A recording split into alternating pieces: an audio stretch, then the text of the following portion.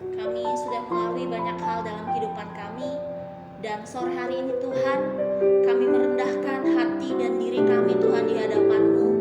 Kami mau menyembah-Mu Tuhan. Kami mau bersekutu dengan-Mu ya Bapa. Biarlah Engkau Tuhan yang memberkati worship kami pada hari ini Tuhan, pada sore hari ini. Kami mulai Tuhan worship kami hanya dalam satu nama, Tuhan Yesus Kristus kami berdoa. Amin.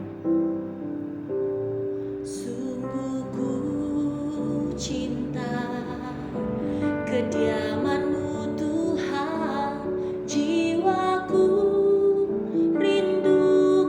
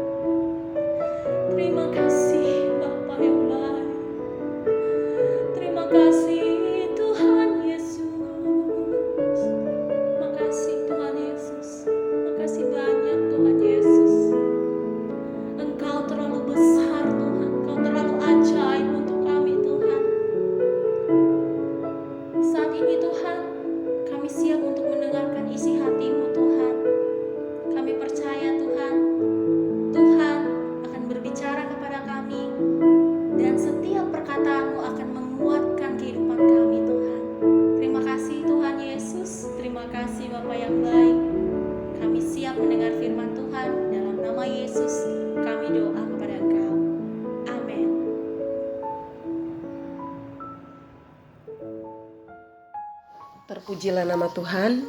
Shalom Bapak Ibu Saudara yang diberkati Tuhan.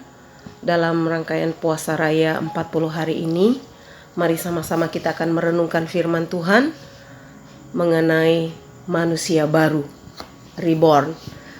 Yohanes 3 ayat 16 berkata, "Karena begitu besar kasih Allah akan dunia ini, sehingga Ia telah mengaruniakan anaknya yang tunggal, supaya setiap orang yang percaya kepadanya tidak binasa, melainkan beroleh hidup yang kekal." Seluruh alam semesta ini, Bapak Ibu Saudara, para nabi, Kristus sendiri pun, dan para rasul, bahkan di dalam Alkitab memberitakan satu hal, bahwa Tuhan mengasihi manusia. Dan Dia, Yesus Kristus Tuhan, ingin memulihkan hubungan yang rusak karena dosa dengan mengirimkan Mesias, Sang Juru Selamat, yaitu putranya yang tunggal untuk menebus seluruh dosa manusia. Sehingga barang siapa yang percaya kepadanya memperoleh hidup yang kekal. Yesus menjawab katanya, "Aku berkata kepadamu, sesungguhnya jika seorang tidak dilahirkan kembali, ia tidak dapat melihat kerajaan Allah." Yohanes 3 ayat 3. Dan Yohanes 14 ayat 6 berkata, "Satu-satunya jalan menuju keselamatan adalah Yesus Kristus." Yesus berkata kepadanya, "Akulah jalan, kebenaran dan hidup. Tidak seorang pun dapat datang kepada Bapa kecuali melalui Aku." Dan langkah pertama untuk mengalaminya adalah dengan kelahiran kembali. Nah, lalu apakah tanda bahwa seseorang sudah lahir baru dan diselamatkan? Berikut ini adalah ciri-cirinya. Mari sama-sama kita renungkan firman Tuhan ini. Tanda pertama, percaya dan mengakui Yesus Tuhan. Saat seseorang dikatakan mengalami lahir baru, saat itu dia percaya dalam hatinya dan mengakui dengan mulutnya bahwa Yesus Kristus adalah Tuhan dan Juru Selamat, bahwa Yesus telah mati bagi dosa manusia dan bangkit dari kematian untuk memberikan hidup kekal bagi yang percaya kepadanya. Roma 10 ayat 9 sampai 10. Nah, banyak orang menyatakan dirinya Kristen karena lahir dari keluarga Kristen. Mereka pergi ke gereja setiap minggu dan telah dibaptis. Namun pertanyaannya adalah, apakah mereka pernah menyatakan dirinya secara pribadi bahwa ia percaya dan mengakui bahwa Yesus Kristus adalah Tuhan dan Juru Selamatnya? Kita semua adalah orang berdosa. Hal itulah yang membuat kita terpisah dari Allah. Kita tidak bisa memperoleh keselamatan dengan perbuatan baik saja, atau membelinya, atau menukarnya dengan sesuatu yang kita miliki. Keselamatan diberikan oleh Tuhan melalui pengorbanan Yesus Kristus bagi yang percaya secara gratis, cuma-cuma. Itu sebabnya disebut anugerah. Nah, tanda yang kedua sebagai orang yang lahir baru adalah perubahan hidup. 1 Yohanes 2 ayat 9 berkata, "Jikalau kamu tahu bahwa Ia adalah benar, kamu harus tahu juga bahwa setiap orang yang berbuat kebenaran lahir daripadanya." Setelah melewati tahap pertama, yaitu percaya dan mengaku, maka langkah selanjutnya adalah perubahan hidup. Pertanyaannya adalah, perubahan hidup yang seperti apa? Dalam ayat di atas, seorang yang lahir dari Allah, salah satu tandanya adalah orang itu berbuat kebenaran. Dalam hal ini, bentuk hidup dalam kebenaran adalah sederhana, yaitu hidup sama seperti Kristus. 1 Yohanes 2 ayat 6. Jadi setelah kita menjadi orang percaya, gaya hidup kita haruslah berubah, berbeda, mengikuti gaya hidup Kristus. Kita hidup benar dan berbuat baik, namun hal itu bukan agar kita selamat, tetapi karena kita sudah diselamatkan. Nah, tanda yang ketiga adalah hidup dalam kasih. Saudara-saudaraku, dalam 1 Yohanes 4 ayat 7, Saudara-saudaraku yang kekasih, marilah kita saling mengasihi, sebab kasih itu berasal dari Allah, dan setiap orang yang mengasihi lahir dari Allah dan mengenal Allah. Allah adalah kasih, jadi jika kita dilahirkan kembali, maka kita mewarisi DNA Yesus Kristus Tuhan, yaitu sifat kasihnya itu. Untuk itu salah satu ciri orang telah lahir baru adalah ia menjadi pribadi yang penuh kasih. Ia mengasihi sesamanya sama seperti ia mengasihi dirinya sendiri. Kasih itu terpancar dari setiap segi kehidupannya, bukan hanya dalam perkataan, namun juga dalam tindakan nyata. Dan tanda keempat adalah mengalahkan dunia. 1 Yohanes 5 ayat 4, sebab semua yang lahir dari Allah mengalahkan dunia, dan inilah kemenangan yang mengalahkan dunia, iman kita. Pada ayat di atas dituliskan bahwa kita orang yang lahir dari Allah mengalahkan dunia. Mengalahkan di sini menunjukkan bahwa ada perjuangan, terjadi sebuah peperangan sehingga kita mengalami kemenangan. Rasul Yohanes menunjukkan apa yang harus kita perangi dalam 1 Yohanes 2 ayat 14. Ditulis begini, aku menulis kepada kamu, hai orang-orang muda, karena kamu kuat dan firman Allah diam di dalam kamu, dan kamu telah mengalahkan yang jahat. Janganlah kamu mengasihi dunia dan apa yang ada di dalamnya. Jikalau orang mengasihi dunia, maka kasih akan Bapa tidak ada di dalam orang itu.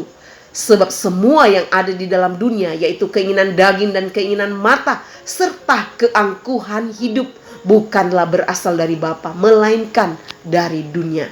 Dan dunia ini sedang lenyap dengan keinginannya, tetapi orang yang melakukan kehendak Allah tetap hidup selama-lamanya. Musuh kita adalah dunia, dan hal itu adalah keinginan daging, keinginan mata, serta keangkuhan hidup. Jika kita masih ketiga hal itu masih ada, masih kita lakukan, maka kita tidak memiliki kasih Allah, dan kita tidak berasal dari Bapa. Cara mengalahkannya adalah hidup di dalam Tuhan dan firman Tuhan di dalam kita. Itulah sebabnya dikatakan iman kita yang mengalahkan dunia ini, karena iman timbul dari pendengaran akan firman Tuhan. Dan tanda yang terakhir, tanda kelima, tidak lagi hidup dalam dosa. 1 Yohanes 3 ayat 9, setiap orang yang lahir dari Allah tidak berbuat dosa lagi.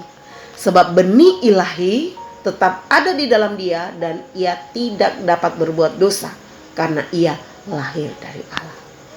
Tidak berbuat dosa lagi dalam hal ini adalah kita semua orang percaya memiliki benih ilahi, sehingga ketika kita jatuh dalam dosa, maka kita memiliki keinginan untuk mengakuinya kepada Tuhan dan bertobat. Kita tidak terus-menerus hidup dalam dosa, terikat dalam dosa, karena kita telah meninggalkan tabiat dosa itu. Kita hidup dalam kebenaran, hidup dalam terang firman Tuhan, sehingga ketika seseorang yang telah lahir baru jatuh dalam dosa, ia merasa tidak nyaman, ia merasa tertuduh, ia tidak tenang, dan ia merasa sedih. Dan kemudian ia mencari wajah Tuhan untuk mengakui dosanya, bertobat dari jalan-jalannya yang jahat. Kasih Tuhan begitu besar bagi kita, Bapak Ibu Saudara yang dikasihi Tuhan, semua jemaat House of Worship. Tuhan ingin agar setiap orang yang diselamatkan memperoleh kehidupan yang kekal. Keselamatan itu telah dibayar dengan harga yang sangat mahal, bukan dengan emas, bukan dengan perak atau dengan permata, namun dengan darahnya yang mahal, Yesus Kristus Tuhan. Darahnya yang sudah tercurah di kayu salib.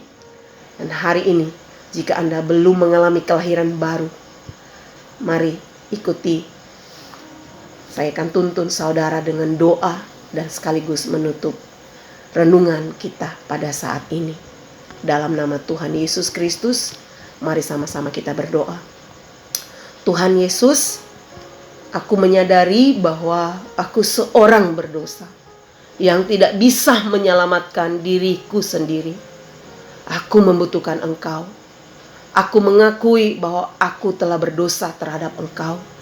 Saat ini aku minta agar darah-Mu menghapus segala kesalahanku. Hari ini aku mengundang Engkau Tuhan Yesus, mari masuk ke dalam hatiku. Aku menerima Engkau sebagai Tuhan dan Juru Selamat satu-satunya dalam hidupku. Dan aku percaya bahwa Engkau Yesus adalah Tuhan yang telah mati dan bangkit untuk menyelamatkan dan memulihkanku. Dan Engkau ada dan berjanji untuk menyertai kehidupanku hari ini, besok, dan sampai selama-lamanya. Bapa menyertai seluruh jemaat House of Worship yang menjalankan puasa raya 40 hari. Biarlah kami tetap ada di dalam komitmen kami, sungguh-sungguh akan mengalami Tuhan selama puasa raya 40 hari ini.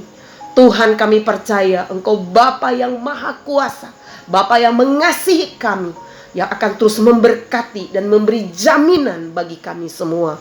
Keluarga besar Gereja Betani Indonesia House of Worship, di dalam nama Tuhan Yesus Kristus kami mengucap syukur, kami berdoa dan meteraikan firman Tuhan di dalam hati dan pikiran kami, menjadi rema dan kekuatan bagi kami. Di dalam nama Yesus, haleluya, amin.